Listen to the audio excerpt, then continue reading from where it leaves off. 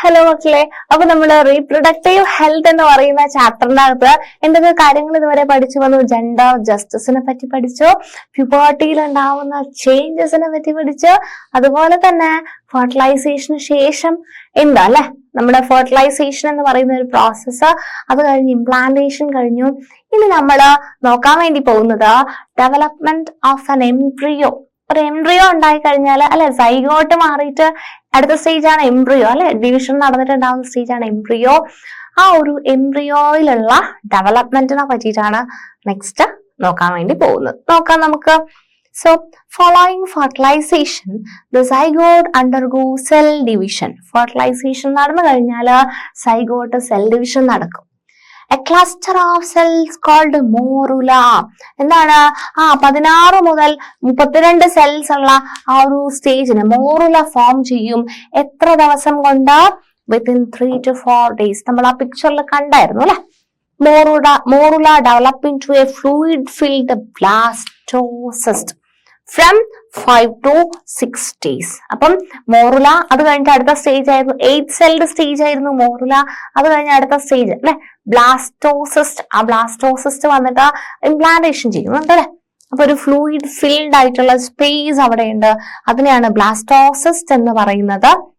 And the blastocyst attaches to the inner lining of the uterus called endometrium and begins to grow. This process is called implantation. അല്ലെ, നമ്മൾ already പറഞ്ഞു അല്ലെ, blastocyst വന്നിട്ട് ആ endometrial ലൈനിങ്ങിന്റെ മുകളിൽ attach ചെയ്യുന്ന ആ ഒരു പ്രോസസ്സിനെയാണ് ഇംപ്ലാന്റേഷൻ എന്ന് പറയുന്നത്. Pregnancy begins with this. അല്ലെ, അപ്പം നമുക്ക് പ്രഗ്നൻസി മനസ്സിലാക്കുന്നത് ഇംപ്ലാന്റേഷൻ നടന്നു കഴിഞ്ഞാലാണ് നമ്മൾ പ്രഗ്നൻസി അല്ലെ വയറിലിങ്ങനെ വളരുന്നതായിട്ട് നമുക്ക് അറിയുന്നത്. The blastocyst becomes an embryo and develops into a fetus through growth and differentiation. പിന്നെ ബ്ലാസ്റ്റോസിസ്റ്റ് വളർന്നിട്ട് ആ എംബ്രിയോ ആയിട്ട് മാറുന്നുണ്ട്, ആൻഡ് അത് ഫീറ്റസ് ആയിട്ട് വളരുന്നുണ്ട്. ഇനി നോക്കാം, how does the fetus get nutrients and how is waste removed from this body? അതൊരു ക്വസ്റ്റ്യൻ ആണ് അല്ലെ. ഫീറ്റസിന് അല്ലെ നമ്മുടെ വയറിന്റെ ഉള്ളിൽ വളരുന്ന ഒരു ആണല്ലേ, ഫീമെയിൽ ബോഡീന്റെ ഉള്ളിൽ വളരുകയാണ്. അപ്പൊ നമുക്ക് നമുക്ക് നോർമലി നമുക്ക് ഭക്ഷണം കഴിച്ചാൽ മതി, പക്ഷെ ബേബിക്ക് കൈയും കാലൊക്കെ ഉണ്ടോ വളരുന്ന ഒരു ഫീറ്റസിനെ സംബന്ധിച്ചിടത്തോളം അതിന് കൈയും കാലൊന്നും വെച്ചിട്ട് ഫുഡ് കഴിക്കാൻ വേണ്ടിയിട്ട് പറ്റത്തില്ല.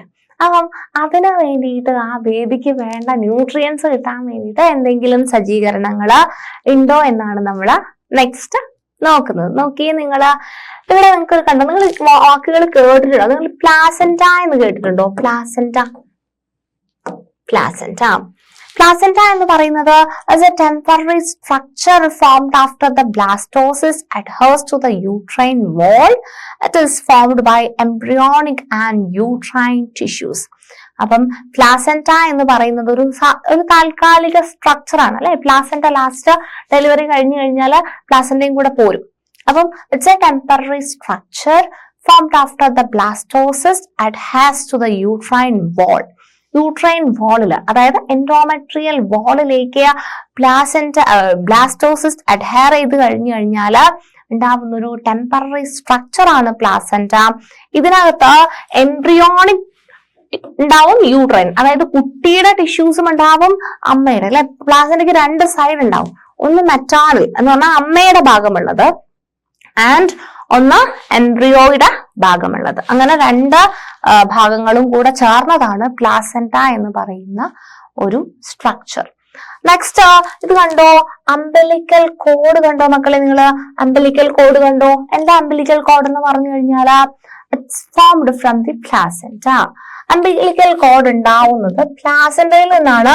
അംബിലിക്കൽ കോഡ് ഉണ്ടാവുന്നത് അതുവഴിയാണ് oxygen and nutrients reach the body of the foetus and waste are remove through this cord. അപ്പം ഈ ഒരു അംബിലിക്കൽ കോഡ് വഴിയാണ് ബേബിക്ക് വേണ്ട ഓക്സിജൻ ആയിക്കോട്ടെ, അല്ലെ നമുക്ക് ഓക്സിജൻ വേണം, നമ്മുടെ ഉള്ളിലിരിക്കുന്ന ബേബിക്കും എന്ത് വേണം? ഓക്സിജൻ വേണം. അപ്പൊ ആ ഓക്സിജനും അതുപോലെ തന്നെ ന്യൂട്രിയൻസ് എല്ലാം കൊണ്ടുപോകുന്നത് ആരാണ്? ഈ ഒരു അംബിലിക്കൽ കോഡാണ്. And the wastes are removed through this cord. അല്ലെ, നമുക്ക് ഉണ്ടാവുന്നുണ്ടോ വേസ്റ്റ് പ്രോഡക്റ്റ്, നമ്മളത് റിമൂവ് ചെയ്ത് കളയുന്നുണ്ട് നമ്മുടെ ബോഡി മെക്കാനിസം ഉപയോഗിച്ച്. ഇതുപോലെ തന്നെ ഫീറ്റസിന്റെ ബോഡിയിൽ ഉണ്ടാകുന്ന വേസ്റ്റ് പ്രോഡക്ട്സിനെ ഈ ഒരു അംബിലിക്കൽ കോഡ് വഴിയാണ് റിമൂവ് ചെയ്യുന്നത്. അപ്പൊ നമ്മൾ പ്ലാസന്റയെ പറ്റി പഠിച്ചു, അംബിലിക്കൽ കോഡിനെ പറ്റി പഠിച്ചു. ഇനി നമ്മൾ ഒരു ആംനിയോൺ എന്ന് പറയുന്ന ഒരു ലെയർ ഉണ്ട്, ഒരു മെംബ്രെയിൻ ഉണ്ട്, ആംനിയോൺ. എന്താ ആംനിയോൺ എന്ന് പറഞ്ഞു കഴിഞ്ഞാല്? ആംനിയോൺ എന്ന് പറഞ്ഞു കഴിഞ്ഞാല് ഒരു മെംബ്രെയിൻ ആണ്, ഫോംഡ് ഫ്രം എംബ്രിയോണിക് സെൽസ്. എന്താണ്? ബേബിയുടെ സെൽസ് അല്ലെ, എംബ്രിയോയുടെ സെല്ല് വെച്ചിട്ട് ഫോം ചെയ്തിട്ടുള്ള ഒരു മെംബ്രെയിൻ ആണ് during early stages of development. അല്ലെ, എംബ്രിയോ ഉണ്ടാകുമ്പോൾ ആ ഒരു എംബ്രിയോന്റെ ഏർലി സ്റ്റേജ് ഡെവലപ്മെന്റിന്റെ സമയത്ത് എംബ്രിയോണിക് സെൽസ് വെച്ചിട്ടുണ്ടാക്കിയിട്ടുള്ള ഒരു മെംബ്രെയിൻ ആണ് ആംനിയോൺ എന്ന് പറയുന്നത്. So it's A membrane formed from embryonic cells during the early stages of development. And you know what is amniotic fluid? ഈ ഫ്ലൂയിഡ് ആണത്. ഇത് ആംനിയോൺ എന്ന് പറയുന്ന ഒരു ലെയർ, അതിനുള്ളിലുള്ള fluid found within the membrane called amnion. അല്ലെ, amnion എന്ന് പറയുന്ന ഒരു മെംബ്രെയിന്റെ ഉള്ളിലുള്ള ഫ്ലൂയിഡ് ആണ് ആംനിയോട്ടിക് ഫ്ലൂയിഡ്. ആംനിയോണിന്റെ അകത്തുള്ള fluid, that is amniotic fluid, which prevents dehydration of the fetus and protects it from external shock. അല്ലെ, ബേബിക്ക് ഡീഹൈഡ്രേഷൻ ഒന്നും ഇല്ലാതെ, അല്ലെ, ബേബിക്ക് വേണ്ട ഒരു ഹൈഡ്രേറ്റഡ് ആക്കി, അല്ലെ, വേണ്ട ഒരു ഹൈഡ്രേറ്റഡ് കണ്ടന്റ് ഒക്കെ വെച്ചിട്ട്, അതുപോലെ തന്നെ എക്സ്റ്റേണൽ ഷോക്ക് എന്തെങ്കിലും ഉണ്ടായി, അല്ലെ, പെട്ടെന്നൊരു ഇഞ്ചുറി ഒക്കെ സംഭവിച്ചു കഴിഞ്ഞാൽ ഈ ഫ്ലൂയിഡ് എന്ത് ചെയ്തോളും? ബേബിയെ പ്രൊട്ടക്ട് ചെയ്തോളും. അപ്പൊ അതിന് വേണ്ടിയിട്ടുള്ള ഒരു പ്രൊട്ടക്ടിങ് മെക്കാനിസം ആണ് ദാറ്റ് ഈസ് ആംനിയോട്ടിക് ഫ്ലൂയിഡ്. അപ്പൊ നമ്മൾ 4 സ്ട്രക്ചേഴ്സിനെ പറ്റിയിട്ടാണ് ഇവിടെ പഠിച്ചിട്ടുള്ളത്. പ്ലാസന്റയെ കണ്ടു, അംബിലിക്കൽ കോഡിനെ കണ്ടു, ആംനിയോൺ ആൻഡ് ആംനിയോട്ടിക് ഫ്ലൂയിഡ്. എന്തായിരുന്നു പ്ലാസന്റ എന്ന് പറയുന്നത്? പ്ലാസന്റ ഒരു ടെമ്പററി സ്ട്രക്ചർ ആണ്, അല്ലെ. അത് എന്തൊക്കെ uterine tissues and embryonic tissues വെച്ചിട്ടാണ് പ്ലാസന്റ ഉണ്ടാക്കിയിട്ടുള്ളത്. അംബിലിക്കൽ കോഡ് വഴിയാണ് ഓക്സിജന്റെയും ന്യൂട്രീഷൻസും ഫീറ്റസിന് കൊടുക്കുകയും അതുപോലെ തന്നെ ഇതിന്റെ വേസ്റ്റുകള് പുറത്തേക്ക് റിമൂവ് ചെയ്യുകയും ചെയ്യുന്നത്. ആൻഡ് ആംനിയോൺ എന്ന് പറയുന്നത് ഒരു membrane formed from embryonic cells during the early stages of development. അതിനുള്ളിലുള്ള ഫ്ലൂയിഡ് ആണ് ആംനിയോട്ടിക് ഫ്ലൂയിഡ് എന്ന് പറയുന്നത്. അത് എക്സ്റ്റേണൽ ഷോക്കിൽ നിന്നും ബേബിയെ പ്രൊട്ടക്ട് ചെയ്യുന്നുണ്ട്. അതുപോലെ തന്നെ ബേബിക്ക് ഒരു ഡീഹൈഡ്രേഷൻ പ്രിവെന്റ് ചെയ്യുകയും ചെയ്യുന്നത് ഈ പറയുന്ന ആംനിയോട്ടിക് ഫ്ലൂയിഡ് ആണ്. Okay, the duration from conception till the birth of the baby is called gestation period. എന്താ gestation period എന്ന് പറഞ്ഞു കഴിഞ്ഞാല്? gestation period എന്ന് പറഞ്ഞു കഴിഞ്ഞാല് ഡ്യൂറേഷൻ ഫ്രം കൺസെപ്ഷൻ, അല്ലെ, ഗർഭധാരണം, അല്ലെ, കൺസെപ്ഷൻ മുതൽ till the birth of the baby, till the birth of the baby, ബേബിയുടെ ഡെലിവറി, അല്ലെ, ബർത്ത് നടന്നു, ബേബി ഉണ്ടായി, ആ ഒരു ടൈം പീരീഡ് എന്ന് പറയുന്ന പേരാണ് നിങ്ങൾ ആദ്യമായിട്ടായിരിക്കും ചിലപ്പോൾ കേൾക്കുന്നുണ്ടാവുക. That is known as gestation period. എന്താ പറയാ? Gestation period. And in humans it ranges from 270 to 280 days.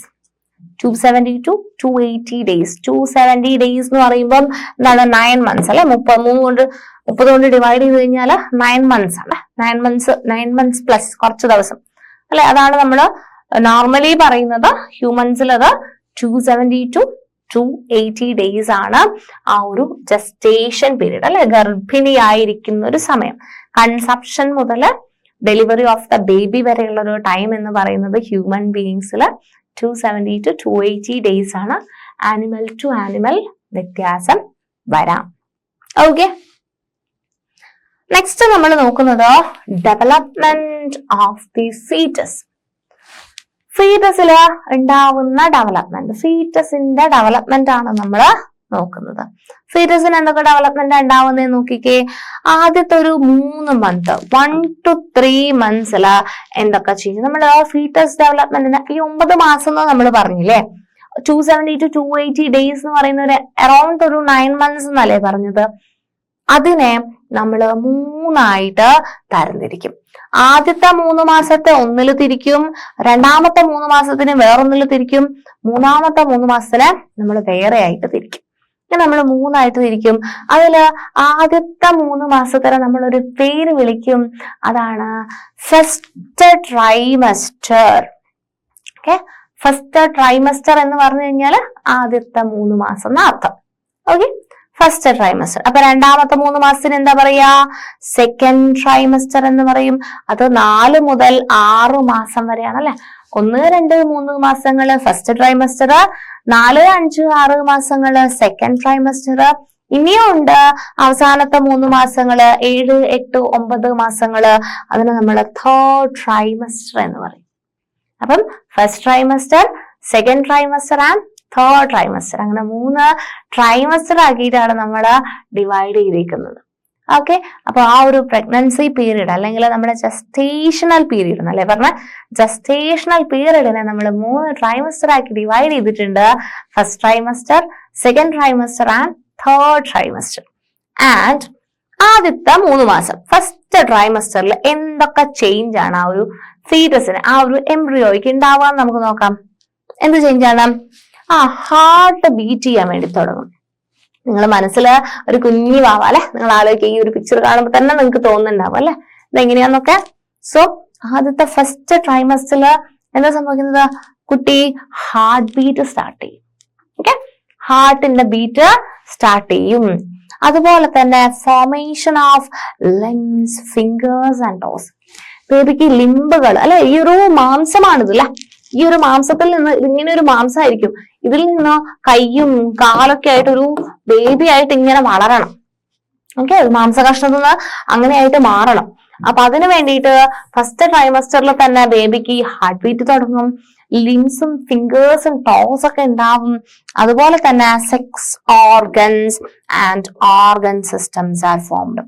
First ട്രൈമസ്റ്ററിൽ തന്നെ ബേബിയുടെ സെക്സ് ഓർഗൻസ്, ഏത് സെക്സ് ആണ് ആ ബേബി ആവാൻ പോകുന്നതെന്നുള്ള സെക്സ് ഓർഗൻസും അതുപോലെ തന്നെ ഓർഗൻ സിസ്റ്റംസ് ഒക്കെ ഫോം ചെയ്യും. Sex organs and organ systems formed. അതാണ് ഫസ്റ്റ് ട്രൈമസ്റ്ററിൽ നടക്കുന്ന ചേഞ്ചസ് എന്ന് പറയുന്നത്. ഹാർട്ട് ബീറ്റ് സ്റ്റാർട്ട് ചെയ്യും, ലിംസ്, ഫിംഗേഴ്സ്, ടോസ് ഉണ്ടാവും, സെക്സ് ഓർഗൻസും ഓർഗൻ സിസ്റ്റംസ് ഒക്കെ ഫോം ചെയ്യും. ഇനി രണ്ടാമത്തെ ട്രൈമസ്റ്ററിൽ ഹെയർ വരും. Growth of hair on the head and the body. ബേബിയുടെ തലയില് ബോഡിയിലൊക്കെ ബോഡി ഹെയർസ് വരാൻ തുടങ്ങും. പിന്നെയോ ഫീറ്റസ് മൂവ് ചെയ്യാൻ തുടങ്ങും. അപ്പൊ ഫസ്റ്റ് ട്രൈമസ്റ്ററിൽ ഹാർട്ട് ബീറ്റ് ചെയ്യുന്നേ ഉള്ളൂ. സെക്കൻഡ് ട്രൈമസ്റ്ററിലായപ്പം മൂവ്മെന്റ് ഓഫ് ദ ഫീറ്റസ് സംഭവിച്ചു. പിന്നെ ഐലിഡ്സ് ഇങ്ങനെ ക്ലോസ് ആയിട്ട് ഉണ്ടാവുക. ഐലിഡ് ഓപ്പൺ ചെയ്യാൻ വേണ്ടിയിട്ട് കുഞ്ഞുവാവയ്ക്ക് പറ്റും. ഐലാഷസ് ഒക്കെ ഫോം ചെയ്യും. ഓക്കെ, അപ്പം ബേബി ഹെയറുകള്, ബോഡി ഹെയറുകള്, ഗ്രോത്ത് ഓഫ് ഹെഡിലായിക്കോട്ടെ, ലാഷസ് ഒക്കെ ഫോം ചെയ്യുന്നത് ഈ പറയുന്ന സെക്കൻഡ് ട്രൈമസ്റ്റർ, അതായത് 4 to 6 മന്ത്സിലാണ് സംഭവിക്കുന്നത്. ക്ലിയർ അല്ലേ ഇത്രയും? ഇനി മൂന്നാമത്തെ ട്രൈമസ്റ്റർ ഉണ്ട്, that is third trimester, 7 to 9 മന്ത്സില് എന്താണ് അവരെ കംപ്ലീറ്റ് ലങ്സിന്റെ ഗ്രോത്ത് നടക്കുന്നത് ഈ പറയുന്ന തേർഡ് ട്രൈമസ്റ്ററിലാണ്. ലങ്സ് അറ്റൈൻ കംപ്ലീറ്റ് ഗ്രോത്ത്, അതിന്റെ ബേബിയുടെ ബോഡി സൈസ് കൂടും and gaining of body weight അല്ലെ. ബേബിയുടെ ബോഡിയുടെ സൈസ് കൂടുന്നതിനനുസരിച്ച് ബേബി വെയിറ്റ് ഗെയിൻ ചെയ്തുകൊണ്ടേയിരിക്കും. അപ്പം ബേബിക്ക് ബോഡി സൈസ് കൂടുകയും ചെയ്യും, വെയിറ്റ് ഗെയിൻ ഉണ്ടാവുകയും ചെയ്യും. അപ്പൊ ഇങ്ങനെ ഇത് കുറച്ച് ചേഞ്ചസ് മാത്രം കേട്ടോ. ഇത് ഇനി ഒരുപാട് ചേഞ്ചസ് ഒക്കെ ഉണ്ട് അല്ലെ. എല്ലുകൾക്ക് എങ്ങനെയാണ് വ്യത്യാസങ്ങൾ വരുന്നതെന്നൊക്കെ പഠിക്കാനുണ്ട്. പക്ഷെ ബ്രീഫായിട്ട് കുറച്ച് നമ്പർ ഓഫ് ചേഞ്ചസ് ആണ് ഈ ടേബിളിനകത്ത് കൊടുത്തേക്കുന്നത്. ആദ്യത്തെ ട്രൈമസ്റ്ററിൽ ഹാർട്ട് ബീറ്റ് ഉണ്ട്, ഫിംഗേഴ്സും ടോസും ലിംസ് ഒക്കെ ഫോം ചെയ്യും, സെക്സ് ഓർഗൻസ് ഒക്കെ ഫോം ചെയ്യും. സെക്കൻഡില് ബോഡി ഹെയർസും ഹെഡിലുള്ള ഹെയറും സ്കാൽപ് ഹെയർ ഒക്കെ ഉണ്ടാവും, ഐലിഡ് ഓപ്പൺ ചെയ്യും, ഐലാഷ് ഒക്കെ ഫോം ചെയ്യും, മൂവ്മെന്റ് തുടങ്ങും. തേർഡ് ട്രൈമസ്റ്ററിൽ ലങ്സ് കംപ്ലീറ്റ് ഗ്രോത്ത് അറ്റൈൻ ചെയ്യും, ബേബിയുടെ ബോഡി സൈസും ബോഡി വെയിറ്റും ഇൻക്രീസ് ചെയ്യും. ഓക്കെ, നെക്സ്റ്റ് നമുക്ക് നോക്കാനുള്ളത് ഒരു ഹോർമോണിനെ പറ്റിയിട്ടാണ്. ആ ഹോർമോണിനെ നമ്മൾ എന്താ പറയാ, HCG ഹോർമോൺ അല്ലെങ്കിൽ ഹ്യൂമൻ കോറിയോണിക് ഗൊണാഡോട്രോപിൻ ഹോർമോൺ എന്നാ പറയാ. Okay, placental cells produce a hormone called human chorionic gonadotropin. അതാണ് HCG. നമ്മൾ ഈ പറഞ്ഞിരിക്കുന്ന പ്ലാസെന്റൽ സെൽസ് അല്ലെ. പ്ലാസെന്റൽ സെൽസ് കണ്ടില്ലേ, ഇതായിരുന്നു പ്ലാസെന്റ. ഈ പ്ലാസെന്റയാണ് ഇതിന് എല്ലാം ചെയ്തു കൊടുക്കുന്നത്. ഈ പ്ലാസെന്റയാണ് ഇതിന്റെ ഹോർമോണൊക്കെ കറക്റ്റ് ആയിട്ട് ഫോം ചെയ്തിട്ട് ഇതിനെ അവിടെ ഉറപ്പിക്കുന്നത് പ്ലാസെന്റയാണ്. അപ്പൊ ഈ പ്ലാസെന്റ പ്രൊഡ്യൂസ് ചെയ്യുന്ന ഒരു ഹോർമോൺ ആണ് ഹ്യൂമൻ കോറിയോണിക് ഗൊണാഡോട്രോപ്പിൻ ഹോർമോൺ, അല്ലെങ്കിൽ HCG എന്ന് പറയുന്നത്. During the first weeks of pregnancy, the level of this hormone increases rapidly in the body. അപ്പം പ്രഗ്നൻസിയുടെ ആദ്യത്തെ ആഴ്ച എന്താണ്, ഈ ഒരു HCG ഹോർമോണിന്റെ ലെവല് ബോഡിയിൽ അങ്ങ് വലുതായിട്ട് പെട്ടെന്ന് അങ്ങ് കൂടും. അപ്പം ഇങ്ങനെ പെട്ടെന്ന് കൂടുന്ന സമയത്ത് this hormone maintains the inner lining of the uterus and stimulates the production of hormone progesterone. നിങ്ങൾ അറിയാമോ, നിങ്ങൾ കേട്ടിട്ടുണ്ടോ പ്രഗ്നൻസി എപ്പോഴും കോൺസ്റ്റന്റ് ആയിട്ട്, പ്രഗ്നൻസിക്ക് വേറെ ബുദ്ധിമുട്ടൊന്നും ഇല്ലാതെ എൻഡോമെട്രിയൽ ലൈനിങ് ഒക്കെ കറക്റ്റ് ആയിട്ട് നിന്ന് ആ ബേബീനെ കറക്റ്റ് അവിടെ ഇരുത്തുന്ന ഒരു ഹോർമോണാണ് പ്രഗ്നൻസി പ്രൊജസ്റ്ററോൺ. പ്രഗ്നൻസി നിങ്ങൾ എവിടെ കേട്ടുകഴിഞ്ഞാലും എന്നുള്ള ആ ഒരു പ്രൊനൗൺസിയേഷൻ വെച്ച് ആലോചിച്ചാൽ മതി. പ്രഗ്നൻസിക്ക് സഹായിക്കുന്ന ഹോർമോൺ പ്രൊജസ്റ്ററോൺ ആണ്. അപ്പം ഈ പ്രൊജസ്റ്ററോൺ ഫീമെയിൽ ശരീരത്തിൽ ഉണ്ടെങ്കിൽ മാത്രമേ ആ പ്രഗ്നൻസി പ്രോപ്പർ ആയിട്ട് അവിടെ സസ്റ്റെയിൻ ചെയ്യുള്ളൂ. ഓക്കെ, പ്രഗ്നൻസിക്ക് എപ്പോഴും പ്രൊജസ്റ്ററോൺ എന്ന് പറയുന്ന ഒരു ഹോർമോൺ വളരെ അത്യാവശ്യമാണ്. ഇവിടെ ഈ HCG ഹോർമോൺ ആണ് ഈ inner lining of uterus correct ആയിട്ട് മെയിൻറ്റെയിൻ ചെയ്തിട്ട് പ്രഗ്നൻസിക്ക് സഹായിക്കുന്ന ഹോർമോൺ ആയിട്ടുള്ള, അല്ലെങ്കിൽ പ്രഗ്നൻസി നിലനിർത്താൻ സഹായിക്കുന്ന ഹോർമോൺ ആയിട്ടുള്ള പ്രൊജസ്റ്ററോണിന്റെ പ്രൊഡക്ഷനെ എൻഹാൻസ് ചെയ്യുന്നത്. And presence of HCG in the urine or blood can confirm pregnancy. Okay, നിങ്ങൾ UPT അല്ലെങ്കിൽ യൂറിൻ പ്രഗ്നൻസി ടെസ്റ്റ് എന്ന് കേട്ടിട്ടുണ്ടോ? UPT യൂറിൻ പ്രഗ്നൻസി ടെസ്റ്റ് അല്ല, യൂറിനാ ടെസ്റ്റ് ചെയ്തു നോക്കുക. ഫസ്റ്റ് വീട്ടിൽ തന്നെ ചെയ്യാൻ പറ്റുന്ന ടെസ്റ്റ് ആണ് യൂറിൻ ടെസ്റ്റ് ചെയ്യും. പ്രഗ്നന്റ് ആണോ അല്ലയോ എന്ന് കൺഫേം ചെയ്യാൻ വേണ്ടിയിട്ട് യൂറിൻ പ്രഗ്നൻസി ടെസ്റ്റ്. ആൻഡ് അല്ലെങ്കിൽ ബ്ലഡ് നോക്കും അല്ലെ, ബ്ലഡ് ചെക്ക് ചെയ്യും, അന്നുകൂടെ കൺഫേം ചെയ്യാൻ വേണ്ടിയിട്ട് ബ്ലഡ് ടെസ്റ്റ്. ബ്ലഡിലുള്ള ഏത് ഹോർമോണാണ് നോക്കുന്നത്?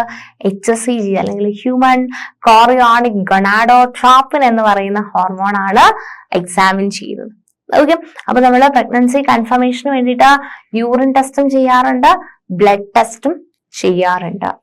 The test can be done even at home with the help of the pregnancy testing kit. Pregnancy testing kit നമുക്ക് വെച്ച് വീട്ടിൽ വാങ്ങിച്ചിട്ട്, അല്ലെ നമുക്ക് ഷോപ്പിൽ പോയാൽ കിട്ടും വാങ്ങിക്കാൻ വേണ്ടിയിട്ട്, അത് വെച്ചിട്ട് നമുക്ക് വീട്ടിൽ നിന്നിട്ടും എക്സാമിനേഷൻ ചെയ്യാൻ വേണ്ടിയിട്ട് പറ്റും. പ്രഗ്നന്റ് ആണോ അല്ലയോ എന്ന് നോക്കാൻ വേണ്ടിയിട്ട് പറ്റും.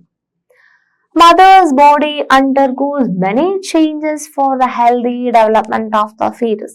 അപ്പം ഒരു അമ്മയാവാൻ പോകുന്ന അല്ലെങ്കിൽ ഗർഭിണിയായിരിക്കുന്ന ഒരാള് അതുവരെയുള്ള കാര്യങ്ങൾ പോലൊന്നും ആയിരിക്കില്ല അവർ ഗർഭിണിയായി കഴിഞ്ഞാൽ അവരുടെ ശരീരം അല്ലെ.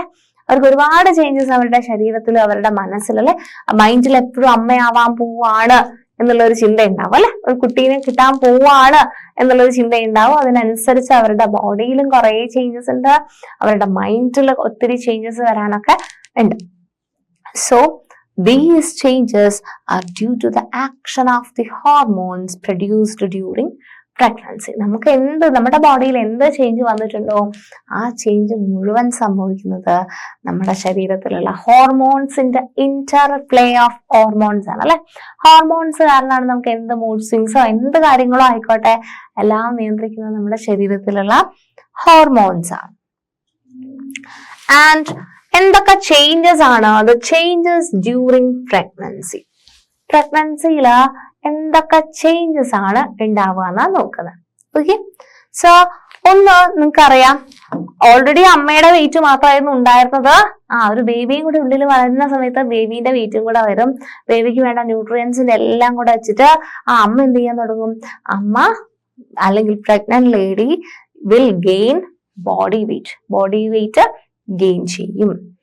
Thickness of the inner lining of the uterus increases അല്ലെ. നമ്മൾ ഓൾറെഡി പറഞ്ഞതാണ് അല്ലെ, പ്രഗ്നന്റ് ആണെന്നുണ്ടെന്നുണ്ടെങ്കിൽ യൂട്രൈൻ എൻഡോമെട്രിയൽ ലൈനിങ് പിന്നെയും കട്ടി കൂടി കൂടി കൂടി കൂടി വരും. ഓക്കെ, എന്തിനു വേണ്ടിയിട്ട് ഒരു മെത്ത ഒരുക്കണം അല്ലെ, ആ ബേബിക്ക് കംഫർട്ടബിൾ ആയിട്ടുള്ള ഒരു മെത്ത അവിടെ കിടക്കാൻ വേണ്ടിയിട്ട് ഒരുക്കണം. അപ്പൊ thickness of the inner lining of the uterus കൂടാൻ വേണ്ടിയിട്ട് തുടങ്ങും. It will increase. പിന്നെയോ പിന്നെ മെൻസ്ട്രേഷൻ ഉണ്ടാവോ മക്കളെ? പ്രഗ്നന്റ് ആയി കഴിഞ്ഞാൽ പിറ്റത്തെ മാസം മെൻസ്ട്രേഷൻ ഉണ്ടാവില്ല. ഡെലിവറി കഴിയും വരെ മെൻസ്ട്രേഷൻ ഉണ്ടാവില്ല. ഡെലിവറി കഴിഞ്ഞിട്ട് ചിലപ്പോൾ 1 or 2 months അല്ലെങ്കിൽ ഒരു 6 monthsന്റെ ഉള്ളിലാണ് പിന്നെ മെൻസ്ട്രേഷൻ റീസ്റ്റാർട്ട് ചെയ്യുന്നത്. ഓക്കെ, സോ മെൻസ്ട്രേഷൻ അപ്പൊ അതോടുകൂടി പിന്നെ അടുത്ത മന്തിൽ പിന്നെ ബ്ലീഡിങ് നടക്കില്ല. ഓക്കെ, ബ്ലീഡിങ് ഉണ്ടാവില്ല. പിന്നെ പ്രഗ്നൻസിക്ക് മെൻസ്ട്രേഷന് വേണ്ടിയിട്ട് പിന്നെ ബോഡി ഒന്നും ചെയ്യത്തില്ല. പിന്നെ ഫുൾ ആ ഉണ്ടായിട്ടുള്ള പ്രഗ്നൻസി മെയിൻറ്റെയിൻ ചെയ്ത് ബേബിയെ പുറത്ത് കൊണ്ടുവരാനുള്ളൊരു ചേഞ്ചസ് ആയിരിക്കും ആ ഫീമെയിൽ ബോഡിയിൽ നടക്കുന്നുണ്ടാവുക.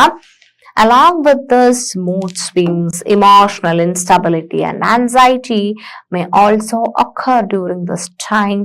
Most of these changes are reversible after parturition. അല്ലെ, പ്രഗ്നൻസിന്റെ സമയത്ത് ഭയങ്കര മൂഡ് സ്വിങ് അല്ലെ, ചില ആൾക്കാർ പറയും എനിക്ക് അത് കഴിക്കാൻ തോന്നുന്നു, ഇത് കഴിക്കാൻ തോന്നുന്നു എന്നൊക്കെ പറയും അല്ലെ. അപ്പൊ ഒത്തിരി എന്താ പറയാ മൂഡ് സ്വിങ്സ്, ഒത്തിരി ഇൻട്രസ്റ്റ്, ആൻസൈറ്റീസ് അല്ലെ, എങ്ങനെയായിരിക്കും ഡെലിവറി, അല്ലെങ്കിൽ എന്ത് സംഭവിക്കും അല്ലെ, എന്തൊക്കെയാണ് അവിടെ നടക്കാൻ പോകുന്നത്, എങ്ങനെയായിരിക്കും ബേബി ഉണ്ടാവുക അല്ലെ, ഹെൽത്തി ആയിട്ടുള്ള ബേബി ആണോ കിട്ടുക എന്നൊക്കെ ഒത്തിരി ആൻസൈറ്റീസും മൂഡ് സ്വിങ്സും കാര്യങ്ങളൊക്കെ ഉള്ളൊരു സ്റ്റേജ് ആണ്, പീരീഡ് ഓഫ് ലൈഫ് ആണ് പ്രഗ്നന്റ് പീരീഡ് എന്ന് പറയുന്നത്. ആൻഡ് അതൊക്കെ കൂടെ നമ്മുടെ പാർച്ചുറേഷൻ കഴിയുന്നതോടുകൂടി അല്ലെ ഒരുവിധം കാര്യങ്ങളൊക്കെ ഒത്തിരി ചേഞ്ചസ് വരും. ആ ഒരു 9 months ഉണ്ടാകുന്ന changes up to parturition. Parturition എന്ന് പറഞ്ഞു കഴിഞ്ഞാൽ എന്താണ്? Delivery of the baby. Delivery of the baby ആവുന്ന സമയത്തേക്ക് ഇതിലൊക്കെ വ്യത്യാസങ്ങൾ വരും. ഓക്കെ, അപ്പം എന്തൊക്കെ പ്രഗ്നൻസിയിൽ ഉണ്ടാവുന്ന ചേഞ്ചസ്? മെയിൻ ആയിട്ട് ബോഡി വെയിറ്റ് ഗെയിൻ ചെയ്യും, thickness of the inner lining of the uterus കൂടും, മെൻസ്ട്രേഷൻ ടെമ്പററി ആയിട്ട് സ്റ്റോപ്പ് ചെയ്യും, അതുപോലെ തന്നെ mood swing, emotional instability, anxiety ഒക്കെ ഉണ്ടാവാറുണ്ട്. ആൻഡ് അമ്മ മനസ്സ് എന്ന് കേട്ടിട്ടുണ്ടോ നിങ്ങള്? അമ്മ മനസ്സ്, ദിശ ഹെൽപ്പ് ലൈൻ. അമ്മ മനസ്സ് എന്ന് പറയുന്നത് counselling services to resolve mental conflicts associated with pregnancy and child birth. അപ്പം ചൈൽഡ് ബർത്ത് റിലേറ്റ് ചെയ്തിട്ടുള്ള മെന്റൽ കോൺഫ്ലിക്ട്സ് ഒക്കെ റിസോൾവ് ചെയ്യുന്ന തരത്തിലുള്ള കൗൺസിലിംഗ്, അതാണ് അമ്മ മനസ്സ് എന്ന് പറയുന്ന ഒരു സ്കീം അല്ലെങ്കിൽ ഒരു പ്രോഗ്രാം.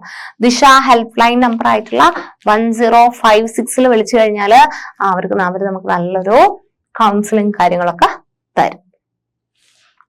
ഇത്രയാണ് നമുക്ക് നമ്മുടെ ഈ ഒരു സെഷൻ അല്ലെ, ഫെർട്ടിലൈസേഷന് ശേഷം എന്ത് സംഭവിക്കുന്നു എന്നുള്ള ഒരു ചോദ്യത്തിന്റെ ഉത്തരമായിരുന്നു നമ്മുടെ ഈ ഒരു സെഷൻ എന്ന് പറയുന്നത്. എന്തൊക്കെ കാര്യങ്ങൾ നമ്മൾ ഇതിൽ പഠിച്ചു? എംബ്രിയോ ഡെവലപ്പ് ചെയ്യുന്ന കാര്യം പറഞ്ഞു, ഇംപ്ലാന്റേഷനെ പറ്റി പറഞ്ഞു അല്ലെ. ഇംപ്ലാന്റേഷൻ എന്ന് പറഞ്ഞു കഴിഞ്ഞാൽ ബ്ലാസ്റ്റോസിസ്റ്റ്, ഫ്ലൂയിഡ് ഫിൽഡ് ക്യാവിറ്റി ഉള്ളൊരു ഫോമാണ് ബ്ലാസ്റ്റോസിസ്റ്റ്. അത് പോയിട്ട് എൻഡോമെട്രിയൽ ലൈനിങ്ങിന് മുകളിൽ പറ്റിപ്പിടിക്കുന്ന, അറ്റാച്ച് ചെയ്യുന്ന അല്ലെങ്കിൽ അഡ്ഹെർ ചെയ്യുന്നതിനെയാണ് ഇംപ്ലാന്റേഷൻ എന്ന് പറയുന്നത്. അതിനുശേഷം അവിടെ നിന്ന് എന്ത് നടക്കും? ബേബിയുടെ ഗ്രോത്ത് ഉണ്ടാവുന്നു. പ്ലാസന്റ എന്താന്ന് പഠിച്ചു, umbilical cord, amnion and amniotic fluid എന്താന്ന് നോക്കി. ആൻഡ് ജസ്റ്റേഷൻ പീരീഡിനെ പറ്റി പറഞ്ഞു. 3 ട്രൈമസ്റ്റർ ആക്കി ഡിവൈഡ് ചെയ്തു. First trimester, second trimester, third trimester. ആ ഓരോ ട്രൈമസ്റ്ററിലും കുട്ടിക്ക് എങ്ങനത്തെ ചേഞ്ചസ് വരും എന്ന് നോക്കി. പിന്നെ നമ്മൾ HCG hormone, human chorionic gonadotropin, progesterone എന്ന് പറയുന്ന ഹോർമോൺ സെക്രീഷന് വളരെ ഹെൽപ്പ് ചെയ്യുന്നുണ്ടെന്ന് നമുക്ക് മനസ്സിലായി. ആൻഡ് യൂറിൻ പ്രഗ്നൻസി ടെസ്റ്റ് അല്ലെങ്കിൽ യൂറിൻ ഓർ ബ്ലഡ് ടെസ്റ്റുകളെ പറ്റി പറഞ്ഞു. For the confirmation of pregnancy, mother's ബോഡിയിൽ ഉണ്ടാവുന്ന ചേഞ്ചസ് അല്ലെ, പ്രഗ്നന്റ് ആയി കഴിഞ്ഞു കഴിഞ്ഞാൽ അമ്മയുടെ ശരീരത്തിൽ ഉണ്ടാവുന്ന ചേഞ്ചസ് എന്തൊക്കെയാണെന്ന് നോക്കി അല്ലെ. ബോഡി വെയിറ്റ് കൂടും, inner lining of uterus thickness കൂടും, മെൻസ്ട്രേഷൻ ഒക്കെ സ്റ്റോപ്പ് ആവും, അതോടൊപ്പം തന്നെ മൂഡ് സ്വിങ്സും ആൻസൈറ്റിയും എല്ലാം ഉണ്ടാവും. അതിനുള്ള ഒരു അസിസ്റ്റൻസ് അല്ലെങ്കിൽ അതിനുള്ള ഒരു ഹെൽപ്പാണ് ഈ പറയുന്ന ദിശയുടെ അമ്മ മനസ്സ് എന്ന് പറയുന്ന സർവീസ് എന്ന് പറയുന്നത്. സോ ഇത്രയാണ് നമുക്ക് ഈ ഒരു സെഷനിൽ ഡിസ്കസ് ചെയ്യാനുള്ളത്. ബാക്കി കാര്യങ്ങൾ നമുക്ക് നെക്സ്റ്റ് വേറൊരു സെഷനിൽ ഡിസ്കസ് ചെയ്യാം. Thank you.